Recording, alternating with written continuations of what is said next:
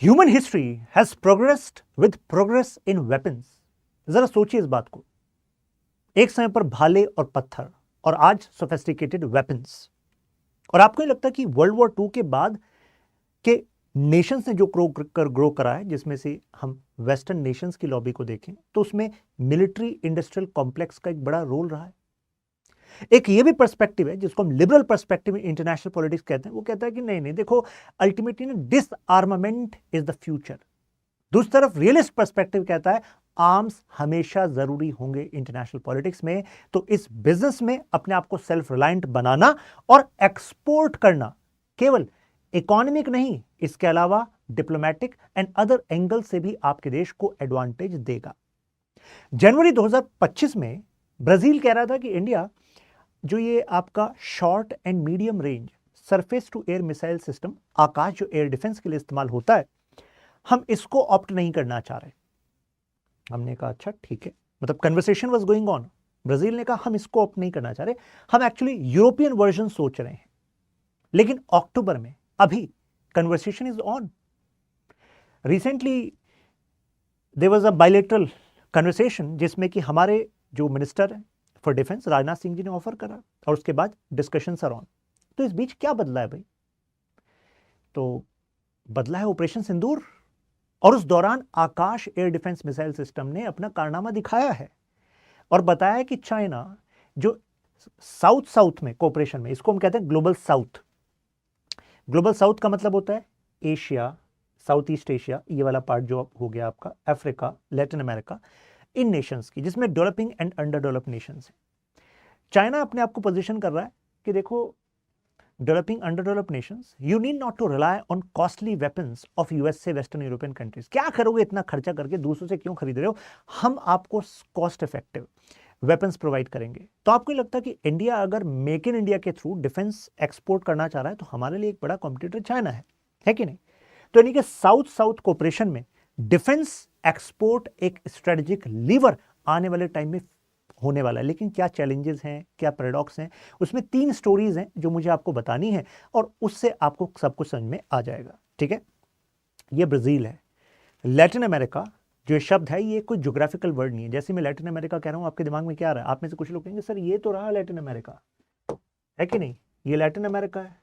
ऐसा सोच रहे हो कि अरे नहीं भाई साहब कैसी बात कर रहे हो आप, Latin America is not this. Latin America का मतलब ये पूरा पार्ट, यानी कि नॉर्थ अमेरिका का कनाडा और यूएसए को हटा दो, उसके नीचे जो मैक्सिको, कैरिबियन और ये साउथ, इस पूरे को हम लैटिन अमेरिका कहते हैं। क्यों? क्योंकि Latin America is not just geographical expression, it is more of a cultural expression. मतलब लैटिन वर्ड रिप्रेजेंट करता है लैटिन भाषाओं को, जिनको रोमांस लैंग्वेज कहा जाता है, जिसमें स्पेनिश पोर्चुगीज आती है। क्योंकि स्पेनिश पोर्चुगल का यहाँ पर कॉलोनीज होती थी स्पेन की, पोर्चुगल जैसे इस एरिया में पोर्चुगल, बाकी यहाँ पर स्पेनिश।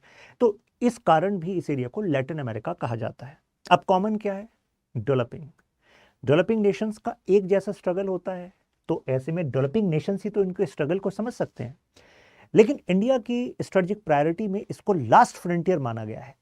मतलब इट इज लाइक कि हमें सेंस है ब्राजील और बाकी देश तुम्हारी, लेकिन अभी हम तुम्हारे बारे में सोच रहे हैं कि हमें तुम्हारे साथ और कितना डीपर रिलेशन करना है। हालांकि ब्राजील के बारे में तो हमने सोच लिया है, ब्रिक्स है, ब्रिक्स में हमारा साथी है, लेकिन बाकी नेशंस के साथ अभी हमें डीप पेनिट्रेशन रिलेशन में करना है। चाइना का यहां पर एक ह्यूज एडवांटेज है। अब डिफेंस, जो आकाश एयर डिफेंस मिसाइल सिस्टम की मैं बात कर रहा हूं, वो एक मेजर पिलर होने वाला है जो यहां पर लगेगा और उसके थ्रू हम इस पूरे एरिया को साधना चाह रहे हैं। कैसे? अभी बताता हूं आपको। ये देखिए, India delivers first batch of BrahMos to Philippines already. जो आकाश मिसाइल की हम बात कर रहे हैं ना, जिसने अपने आपको प्रूव किया ऑपरेशन सिंदूर में, ऑलरेडी हम इसको एक्सपोर्ट कर चुके हैं अर्मेनिया को। Armenia was the first country, right? Brazil में become the second country, right? Surface to air missile DRDO ने हमारी प्रिपेयर किया 25 से 30 किलोमीटर। इस वजह से शॉर्ट या मीडियम इस कैटेगरी में इसको रखा जाता है। इसका जो आकाश एनजी है, नेक्स्ट जनरेशन है, उसकी जो क्षमता है, मारक क्षमता, वो 70 किलोमीटर तक बताई जाती है। लेकिन अभी हम इसको एक्सपोर्ट नहीं कर रहे, इसको हमने एक्सपोर्ट कैटेगरी में नहीं रखा है। तो यानी कि बीच में अभी जो बदला है ब्राजील के इंटेंशन में, वो है इंडियन फोर्सेस ने जो टेस्ट करके दिखाया है during this recent Pakistan conflict. आपको पता है जो इंडिया पाकिस्तान के बीच का कॉन्फ्लिक्ट हुआ, Chinese as well as many Western countries, experts in defense, they were actually deeply studying कि कहाँ से कौन सा वेपन यूज किया जाएगा, कौन सा वेपन ज़्यादा इफेक्टिव होगा।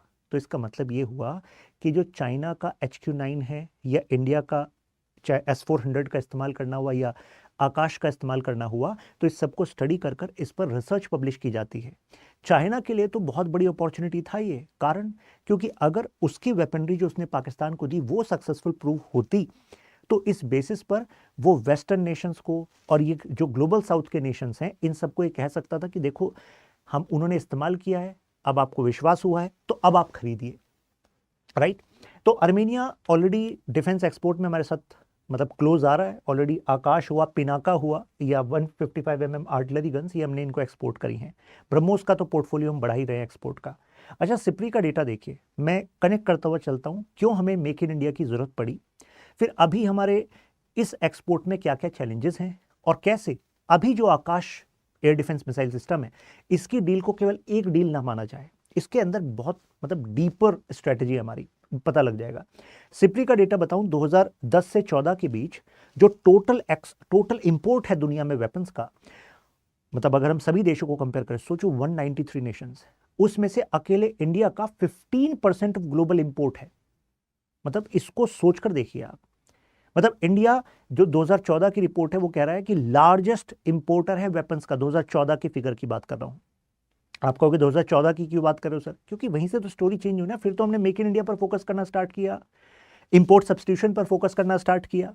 तो India world's largest importer, 70% plus dependency तो केवल सोवियत या रशियन वेपन्स पे, और उसके अलावा फिर सेकंड पर यूएसए भी है, फिर इजराइल भी है, फिर फ्रांस भी है। इस तरीके से ये लिस्टिंग भी है। कुछ फैक्चुअल काइंड ऑफ जो क्वेश्चंस आते हैं वहां पर पूछा जाए तो पता होना चाहिए आपको, राइट। जबकि चाइना जो हमारा मेन एडवर्सरी है हमारे बॉर्डर पर, वो थर्ड लार्जेस्ट एक्सपोर्टर बन गया इस टाइम पर।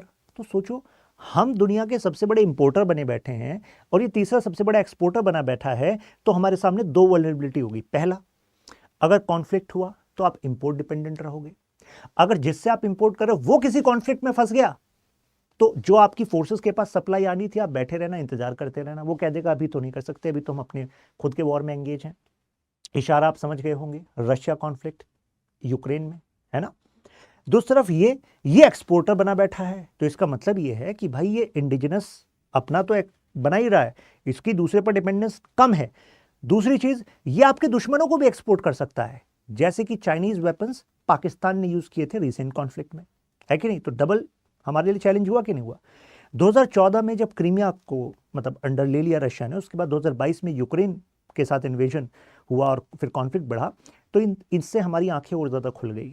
कारण क्या है? क्योंकि भाई अब हम रशिया पर इतने ज़्यादा डिपेंडेंट हैं तो हमारी सप्लाईज में डिले होगा। कुछ सप्लाईज को तो उसने टाइम से किया, लेकिन कुछ सप्लाईज में भारी डिले हुआ। तो हमने कहा भाई देखो, आगे का रास्ता रशिया अगर हम आपसे इंपोर्ट करेंगे, जैसे कि फ्यूचर में अगर आर्टिलरी की बात करें, AK-203 जो हमारी अगर हम असॉल्ट राइफल्स की बात करें, तो हमने कहा कि देखो वो इंडिया में मैन्युफैक्चर होंगी। तो उन्होंने कहा ठीक है, आर्टिलरी के अदर कंपोनेंट ठीक है, और इसमें हम इंडिया में मैन्युफैक्चर कर लेंगे। लेकिन बात यह है कि फिर रशियन कंपोनेंट पर भी रिलाय करते रहना ज़्यादा, आपको नहीं लगता ये भी एक स्ट्रेटेजिक चैलेंज हो सकता है? एक तो यूएसए के सैंक्शंस और दूसरा रशिया का खुद का चैलेंज, वो दोनों कहीं हमारे लिए डिफेंस वीकनेस ना बन जाए, हमें तो ये भी सोचना पड़ेगा ना। और अगर आपको पावर बनना है और जैसे जैसे आप अपनी इकोनॉमिक पावर को बढ़ाएंगे, तो जाहिर सी बात है आपके आसपास कुछ देश ऐसे भी होंगे जो आपको चैलेंज करने की कोशिश करेंगे, आपकी स्ट्रेटेजिक ऑटोनॉमी को अंडरमाइन करेंगे। तो उसके लिए आपको ऑफेंसिव जियोपॉलिटिकल स्ट्रेटजी रखनी पड़ेगी और ऑफेंसिव के लिए आपको अपनी खुद की पावर बढ़ानी पड़ेगी। अच्छा, मुझे बताओ, डिफेंस सेक्टर में जो FDI है देश में हमारे, यानी कि फॉरेन डायरेक्ट इन्वेस्टमेंट, विदेशी कंपनी पैसा लेकर आए, राइट, और कितना % हक वो खुद का रख सकती है, वो पॉलिसी कितनी है? क्या 100% FDI इन डिफेंस है क्या हमारे यहाँ? क्या कोई विदेशी कंपनी 100% मालिकाना हक भारत में किसी डिफेंस फैक्ट्री का रख सकती है? क्या ये पॉलिसी इंडिया में है? बताइए यस और नो। तो आप में से मुझे पता है काफ़ी लोग बहुत समझदार हो, आपने यहाँ रीड कर लिया, FDI caps in defence sector was raised to 74%, कि यानी कि आसान कर दिया कि 74%, 74% तक ओनरशिप रख सकती है 100%। या आपने में से कुछ लोगों ने ऐसा सोचा होगा, है ना? ऐसा बोलो नहीं सोचना था, कारण ये जो बात है 100% वाली, ये सही है। तो आप कहोगे फिर सर ये वाली बात गलत है। गलत नहीं है। अरे भाई साहब, एफडीआई दो तरीके का होता है, एक ऑटोमेटिक रूट, एक अप्रूवल रूट। 74% तक ऑटोमेटिक रूट में है, तो ये बहुत अच्छी बात है। इसका मतलब है कि हमारे देश में डिफेंस सेक्टर में इन्वेस्ट करना आसान कर दिया गया, जिससे कि हमारे यहां पर मैन्युफैक्चरिंग होगी, फिर मैन्युफैक्चरिंग होगी तो आसपास के कंपोनेंट के बिजनेस भी खुलेंगे, तो डिफेंस प्रोडक्शन का एक इकोसिस्टम इंडिया में डेवलप हो पाएगा, जैसे कि चाइना ने कुछ समय में कर दिया है, ठीक है ना। और 100% यस, 100% भी है, लेकिन 74% से अगर आप ऊपर बढ़ाओगे ना, तो फिर आपको उसके लिए गवर्नमेंट का अप्रूवल लेना पड़ेगा, वो अप्रूवल रूट में है। तो अगर यूपीएससी आपसे मतलब एक फैक्चुअल काइंड ऑफ स्टेटमेंट डाल दे प्रीलिम्स में कि एफडीए सेक्टर में India has taken this initiative of 100% FDI, तो बात बिल्कुल ठीक है, क्योंकि अप्रूवल रूट में है, ठीक है ना। ऑटोमेटिक रूट में 74% है, ठीक है, तो ज्यादातर तो भाई इसी वाले रेंज में आएगा, है कि नहीं। अच्छा, कस्टमर डिसाइड करेगा। जब मैंने कहा भाई इंडिया अमंग द वर्ल्ड्स 2014 की रिपोर्ट के हिसाब से तो सिपरी में भाई मतलब सबसे बड़े इंपोर्टर हम ही हैं, तो हमने कहा कि देखो बहुत हुआ वो बायर सेलर वाला रिलेशनशिप, लेकिन अब हमें जरूरत है इंपोर्ट की, मतलब ऐसे इंपोर्ट की जो मैन्युफैक्चर भी यहीं करेगा, या फिर मतलब हमने जैसे राफेल की डील करी तो कुछ कंपोनेंट तो हम इंपोर्ट कर लेंगे आपसे, लेकिन कुछ आपको यहीं पर मैन्युफैक्चर करने पड़ेंगे। यही तो राफेल डील का पार्ट था। ऐसे ही हमने स्टार्ट कर दिया कि इंपोर्ट तो होगा, लेकिन टेक्नोलॉजी ट्रांसफर कीजिए, को डेवलपमेंट कीजिए, राइट। प्लस हमने कहा कि प्रायोरिटी फंडिंग मिलेगी, जो इंडिजिनस हमारे प्लेटफॉर्म्स बन रहे हैं डिफेंस सेक्टर के, जैसे तेजस हुआ, आकाश मिसाइल जिसके हम यहाँ पर आज बात कर रहे हैं, ब्रह्मोस सिस्टम्स, प्रायोरिटी फंडिंग इनको मिली। अच्छा, इससे कुछ हुआ भी या नहीं, तो देखिए 2013-14 में जो हमारा टोटल डिफेंस सेक्टर का एक्सपोर्ट था वो 686 करोड़ था। आप में से कुछ लोग कहेंगे सर 2013-14 में हम एक्सपोर्ट भी करते थे क्या? अरे भाई करते थे, कैसी बात कर रहे हो आप। हमारे आर्म्स एंड एम्यूनिशंस की तो फैक्ट्रीज हैं, वो भी तो एक्सपोर्ट करती हैं, वो भी तो डिफेंस एक्सपोर्ट आएगा। लेकिन अभी जो 2024-25 की फिगर आपको बताऊं, दैट इज 23,622। सोचो 23,622 करोड़ का हमने एक्सपोर्ट करा है डिफेंस। इतना पैसा भारत के पास आया अपने यहां से वेपन्स को बेचकर। कितना इंक्रीज है? 34 टाइम्स इंक्रीज है, मतलब बहुत बड़ी बात है, इतना बड़ा हमने यू कैन से इंक्रीज किया है। अच्छा, 2029 तक का हमारा टारगेट है 50,000 करोड़ करना इस फिगर को, ठीक है। ऐसा यूपीएससी कई बार एक स्टेटमेंट डाल के क्वेश्चन पूछ लेती है, जैसे एनर्जी सेक्टर से पूछा, हो सकता है डिफेंस एक्सपोर्ट सेक्टर से पूछ ले, तो भाई ये इंपॉर्टेंट है, स्टार लगा के बता रहा हूं आपको, ठीक है, ध्यान रखना, ट्रेंड पे क्वेश्चन पूछती है। टोटल इस समय इंडिया 90 कंट्रीज को एक्सपोर्ट कर रहा है। सोचो 90 कंट्रीज, मुझे नहीं लगता काफ़ी लोग इसको विजुलाइज कर पा रहे होंगे, सोच रहे होंगे हाँ किसको, अर्मेनिया, फिलीपींस, इनके बारे में सुना है। मैंने कहा ना कि जब मैं डिफेंस एक्सपोर्ट की बात करता हूँ तो कितने सारे छोटे छोटे कंपोनेंट भी हैं जो इंडिया एक्सपोर्ट कर रहा है, तो सब मिलकर आएगा ना इसमें। वियतनाम, इजिप्ट, अफ्रीकन नेशंस, ये हमारे कस्टमर्स बने। अच्छा, जब हम एक्सपोर्ट कर रहे हैं उसके बदले हमारे पास पैसा आ रहा है, तो आपको नहीं लगता ये जो नया पैसा भारत में आ रहा है, अब हम डिफेंस सेक्टर की R&D में और ज़्यादा फंड कर सकेंगे, रिसर्च एंड डेवलपमेंट में। और यही तो हमारी सबसे बड़ी वीकनेस थी। इंडिया एक ऐसा सप्लायर बन रहा है जिसके कोई स्ट्रिंग्स अटैच नहीं है। आप कहोगे इसका क्या मतलब होता है? जैसे कि अगर यूएसए आपको एक्सपोर्ट कर रहा है अपने वेपन्स, तो आपने सुना होगा उसमें कुछ पॉलिटिकल कंडीशनैलिटीज होती हैं। कई बार तो आपको उस वेपन को कहाँ यूज नहीं करना, ये भी कंडीशन सेट होती है। लेकिन क्या इंडिया अपने वेपन्स में कुछ ऐसा करता है? नहीं करता है। तो this is one thing. Plus हम कहते हैं कि हम ट्रांसफर ऑफ टेक्नोलॉजी के लिए भी तैयार हैं, को प्रोडक्शन के लिए भी तैयार हैं। आप कहोगे सर ये तो गलत है। अरे कैसे गलत है भाई, हम खुद इसका बेनिफिट चाह रहे हैं। देखो, मार्केट बदलती रहती है। एक समय पर अगर टॉप डिफेंस मैन्युफैक्चरिंग केवल कुछ देशों के पास थी तो वो कंडीशंस डिसाइड कर सकते थे, लेकिन अब काफी देशों के पास है। तो मार्केट की डिमांड अगर चेंज हो रही है तो भाई साहब सेलर जो है उसको भी चेंज होना होगा, एक्सपोर्टर को भी चेंज होना होगा। तो इंडिया उस चेंज को समझ रहा है। अब जियोपॉलिटिकल वेब जो है अभी क्या चल रहा है, जैसे कि यूक्रेन का फॉर एग्जाम्पल ये इन्वेजन हुआ, तो उसके बाद से हमने देखा कि यार हमारा जो डिफेंस, रशियन डिफेंस प्रोडक्शन है जिस पर हम रिलायंट थे, वो तो कोलैप्स होने लगा। जैसे कि deliveries of S-400 systems, Krivak frigates जो हमारी नेवी के लिए हमें जरूरी थी, Mi-17 हेलीकॉप्टर्स, तो यहां पर मैसिव डिले हुआ। अब बताइए हमारी फोर्सेस को अगर ये डिले ज्यादा लंबे समय तक मतलब ऐसी प्रोलॉन्ग होता रहेगा तो that is like security gap in India, right. अभी स्टोरी में आगे बढ़ते हैं। यहां पर आप मेरे साथ कनेक्ट कर लीजिए जिससे कोई आपका वीडियो एनालिसिस मिस ना हो। इंस्टाग्राम, टेलीग्राम, यहाँ पर आपको PDF भी मिल जाएगी इस इन नोट्स की, और आपको वीडियो लिंक भी मिल जाएगा रेगुलरली। तो इंडिया ने जब मैसिव डिले होने लगे तो इंडिया को कैंसिल करनी पड़ी कुछ डील्स को। तो हमें पता लगा भाई ये तो डीपर प्रॉब्लम है। क्यों? क्योंकि चलो हमने इन डिलीवरीज को तो कैंसिल कर दिया, चलो हमने कुछ को हमने सब्स्टिट्यूट करने की कोशिश करेंगे, लेकिन बात यह है कि हमारे यहाँ खुद जो चीज़ें मैन्युफैक्चर हो रही हैं को प्रोडक्शन डील पर, उसके कंपोनेंट भी तो रशिया से आ रहे हैं। प्लस इंडिया में जो एग्जिस्टिंग मिलिट्री हार्डवेयर है जैसे कि Su 30 MKI या फिर T90 टैंक्स या BMP-2 व्हीकल्स, भाई इनके लिए भी आपको रशिया के स्पेयर पार्ट्स की जरूरत है, राइट। ये एक वीकनेस है। रशिया का 68% शेयर है इंडिया के आर्म्स इंपोर्ट्स में। अगर हम 2012 से 16 की बात करें, इसको घटाकर 36% करना पड़ा। तो आप कहेंगे अच्छा फिर तो सही करा ना, कुछ लोग कहेंगे नहीं सही नहीं करा। लेकिन भाई साहब ये बताओ, अगर इतना बड़ा डिपेंडेंस होगा और वहां पर वॉर चल रहा है, सैंक्शंस लग रहे हैं, तो हमें तो अपने देश की सुरक्षा को भी ध्यान में रखना है कि नहीं। प्लस लोग समझते हैं कि अगर ये 36% हो गया 68 से, तो वो समझते हैं एब्सोल्यूट नंबर में डिक्रीज हो गया। मैं ये भी बताना चाहूंगा कि ईयर्स का गैप देखिए, टोटल जो हमारा डिफेंस बजट है वो भी तो इंक्रीज हुआ है। तो यानी कि जो परसेंटेज वाइज की बात करें तो हमने यूएसए, फ्रांस, इन जगहों से भी वेपन्स को लेना स्टार्ट किया। तो यानी कि डाइवर्सिफिकेशन जो हुआ है उसकी वजह से टोटल इंपोर्ट का जो परसेंटेज है उसमें कमी आई है, राइट। एब्सोल्यूट नंबर में जो कमी है उसको इससे ना देखें, परसेंटेज है। क्लियर बात। तो डाइवर्सिफिकेशन करना अच्छा होता है, अच्छा तो होता है, बट पॉइंट है स्टार्टिंग में कैओटिक भी होता है, क्योंकि अब आपने नए पार्टनर्स, नए वेपन्स, नई ट्रेनिंग, नए मॉड्यूल, सब कुछ आपको नया करना पड़ता है। तो ऐसे में इंडिया चाह रहा है कि भाई अब इस अपॉर्चुनिटी को ऐसे भी देखें कि एक नेशन पे या कुछ नेशन पर डिपेंडेंट ना हो। पैराडॉक्स ये है कि आकाश मिसाइल डिफेंस सिस्टम जैसे और वेपनरीज पर हम अपनी R&D को फोकस करें। जैसे कि रशिया यूक्रेन कॉन्फ्लिक्ट में कई जगह पर रशिया का जो एयर डिफेंस मिसाइल सिस्टम है वो फेल भी हुआ, लेकिन हमारा जो इंडिया पाकिस्तान का भी कॉन्फ्लिक्ट हुआ था उसमें आकाश जो है उसकी क्रेडिबिलिटी दुनिया में बढ़ गई है।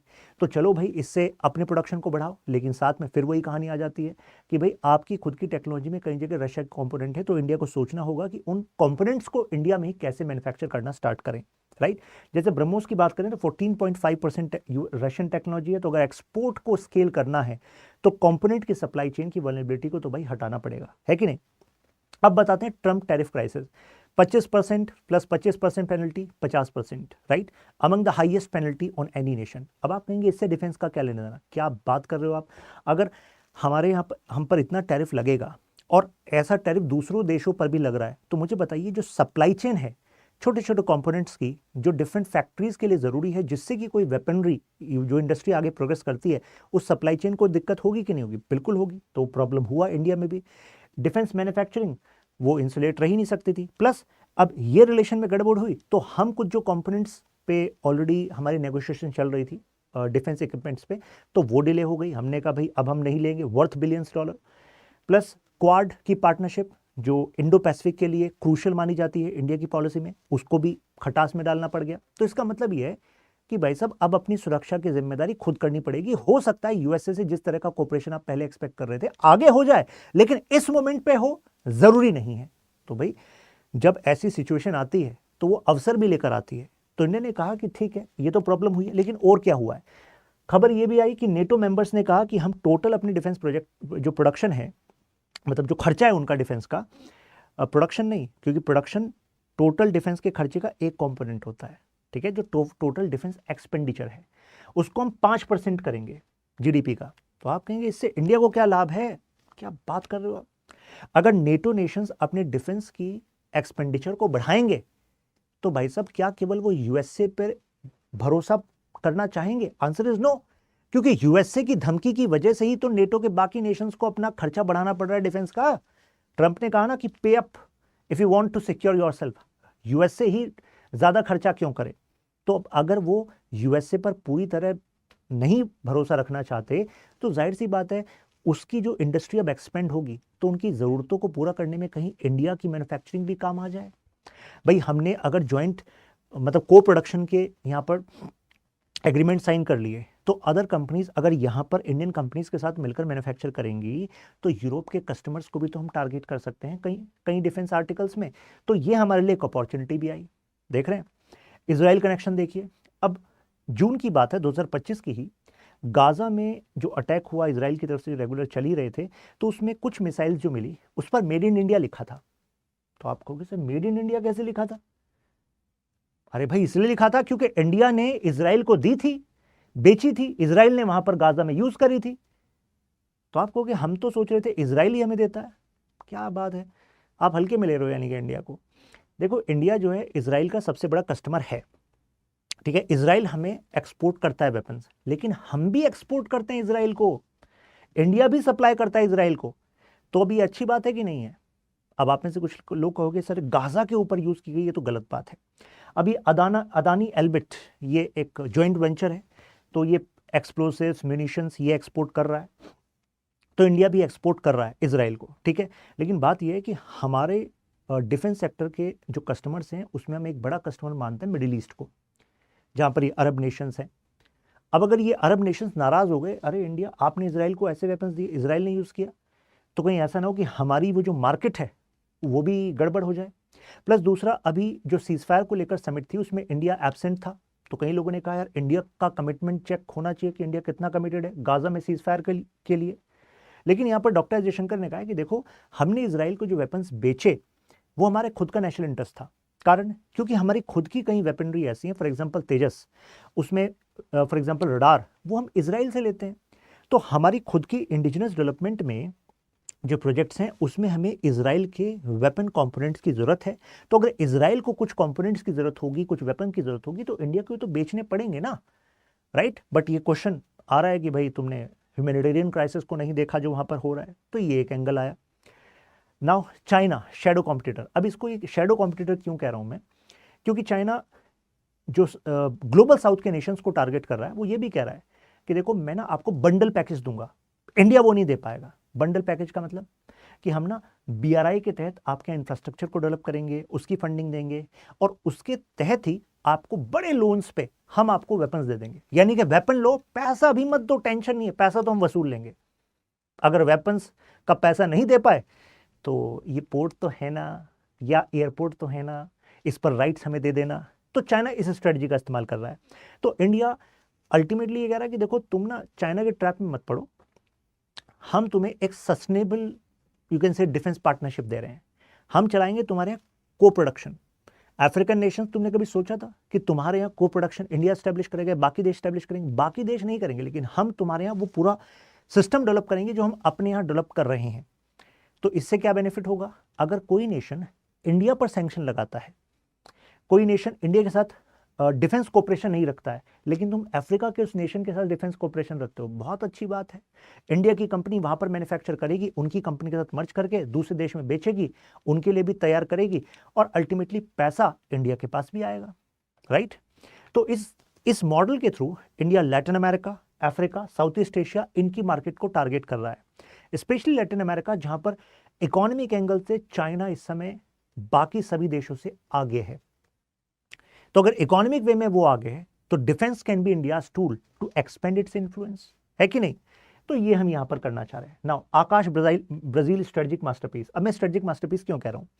क्योंकि यहां पर चाइना प्रेशर कर रहा है इन नेशंस को कि देखो अगर आपने इंडिया के साथ ये डील करी तो समझ लो हमारे साथ इनडायरेक्टली, वो इंडिया का नाम नहीं लेगा, हमारे साथ जो तुम्हें बेनिफिट की हमने बात की थी ना, अब हमसे मत करना, अब हम नहीं देंगे। तो इंडिया कह रहा अच्छा ऐसा चल रहा है, चलो भाई। ब्रिक्स का 2025 का चेयर कौन है? ब्राजील है। तो ब्राजील को हम ये नहीं कह रहे कि आप हमारे साथ डिफेंस डील कर रहे हो, आप डिफेंस कोऑपरेशन में हो, यानी कि आपकी यहाँ ही कैपेबिलिटी बढ़ाएंगे। प्लस आप तो एक एक्टिव नॉन अलाइन मेंबर हो, आपका तो कोई पड़ोसी देश वो नहीं है, मतलब जिसके साथ आपका कोई थ्रेट वाला रिलेशन हो इमीडिएट। तो यानी कि इस लिहाज से आपके साथ यहाँ पर प्रोडक्शन को स्टैब्लिश करना पॉलिटिकली सेंसिटिव नहीं है, और आप हमारे लिए एक तरीके से रास्ता हो यूरोप के लिए, क्योंकि यूरोप यूएसए के इन्फ्लुएंस में चाहेगा कि इंडिया की डिफेंस स्ट्रेटेजिक ऑटोनॉमी को ना होने दे, क्योंकि यूएसए के फिर वेपन्स को इंडिया कम खरीदेगा, तो वो कहेगा यूरोप तुम भी मत खरीदो इंडिया से। इनडायरेक्टली ऐसे प्रेशर यूज होता है। लेकिन ब्राजील के साथ यूरोप के जो रिलेशंस हैं वो फार बेटर हैं। तो Brazil is going to become India's ground to target European market, और इस रिलेशनशिप में हम ट्रांजैक्शनल नहीं, को डेवलपमेंट, को प्रोडक्शन करेंगे, जिससे कि हम वेस्टर्न हेमिस्फेयर, अभी हम ईस्टर्न हेमिस्फेयर में हैं अर्थ के, हम वेस्टर्न हेमिस्फेयर में अपने आप को एक्सपेंड कर पाएंगे। तो साउथ साउथ कोऑपरेशन का मतलब है ग्लोबल साउथ, यानी कि एशिया, अफ्रीका, लैटिन अमेरिका, ये एक साथ आएगा when it comes to defence sector. अभी क्या है कि आप काफी ज्यादा किस पर डिपेंडेंट हो? ग्लोबल नॉर्थ पर। अब ऑलरेडी इंडिया अपने आप को रिप्रेजेंट कर रहा है साउथ, ग्लोबल साउथ की वॉइस, चाहे WTO हो, चाहे IMF की रिफॉर्म हो, चाहे UN की रिफॉर्म हो। तो इन एंगल्स पे जब हम साथ हैं ही, तो क्यों ना ऐसे प्लेटफॉर्म्स का इस्तेमाल करके इस साथ को एक्सपेंड करें, है कि नहीं? यहां पर जो नैरेटिव है चाइना का अगेंस्ट इंडिया, तो हम चाहते हैं कि अब ब्रिक्स जैसे प्लेटफॉर्म में हम चाइना के नैरेटिव को काउंटर कर सकें, क्योंकि चाइना एक तरीके से ऐसा बन गया है, ब्रिक्स को ऐसे यूज कर रहा है कि वैसे तो हम यूनिटी रखते हैं लेकिन अंदर हम स्ट्रेटेजिक राइवलरी रखते हैं। तो this is not what we need. तो नेटो नेशंस हमारे लिए एक अपॉर्चुनिटी हो सकते हैं। अब जो मैंने कहा ना आपको कि अगर मेड इन इंडिया लेवल से वेस्ट के कुछ देशों को दिक्कत है तो भाई ठीक है, हम ब्राजील में बनाएंगे, लेबल दूसरा लगाएंगे और आपको एक्सपोर्ट करेंगे। ऑलरेडी इस मॉडल को टेस्ट कर चुके हैं हम रिलायंस डिफेंस के साथ, जिसको 600 करोड़ का जर्मन एम्यूनिशन का कॉन्ट्रैक्ट मिल चुका है। तो यानी कि जिस मार्केट को हम एक्सेस करना चाह रहे हैं वो इंडिया के साथ अगर पार्टनरशिप का कोई एग्रीमेंट नहीं रखता तो चलो भाई, जिस देश के साथ रखते हो हम उस देश में बनाएंगे और वहां से आपको बेचेंगे, राइट। तो don't you think it seems like a sound strategy? And Akash is going to prove that pillar to have this South-South cooperation and India expanding its market, क्योंकि सबसे पहले तो डेवलपिंग अंडरडेवलप्ड नेशंस को टारगेट करना पड़ेगा भाई इस वेपनरी के थ्रू, राइट। अगर सब कुछ आपको clear, you can mention ultra clear या वाह इन कमेंट्स। आपका जो इंडिविजुअल ओपिनियन हो please do share in comments. आप मेरे साथ यहाँ पर कनेक्ट कर सकते हैं, सारे अपडेट्स हमारे यहाँ पर आते रहते हैं। ये क्वेश्चन यहाँ से बनता है, examine the progress of make in India initiative in defence sector. इस क्वेश्चन का आंसर इस पीडीएफ, इस एक्सप्लेनेशन में है। इस पीडीएफ को मैं यहाँ पर शेयर कर रहा हूँ टेलीग्राम में जस्ट आफ्टर दिस वीडियो। कल मिलते हैं, ख्याल रखिए अपना, जय हिंद।